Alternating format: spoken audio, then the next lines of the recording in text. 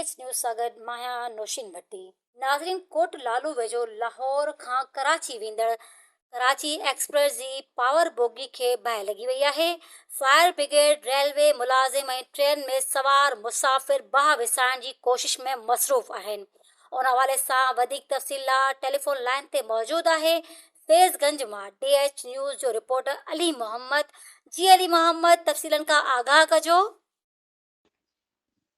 जी फैज़गंज वेझो जेको आहे लाहौर मां कराची वेंदड़ ट्रेन खे बाहि लॻी वई आहे। कोटलालू स्टेशन भरिसां कराची एक्सप्रेस खे उचितो बाहि वकोड़े वई। कराची एक्सप्रेस ट्रेन जी पावर बोगी खे वकोड़ियल बाहि जेका आहे उहा जेको आहे त शिदत अख़्तियार करे वई, जंहिंजे करे जेको आहे ट्रेन खे रोकियो वियो ऐं ट्रेन में मौजूदु अमलो फौरी तौर बाहि ते कंट्रोल करे बाहि खे विसाइण जी कोशिशि कई। ट्रेन में सवार जेके मुसाफ़िर हुया उहे वॾे हादसे खां बची विया आहिनि। जी अली मोहम्मद, तव्हांजी महिरबानी।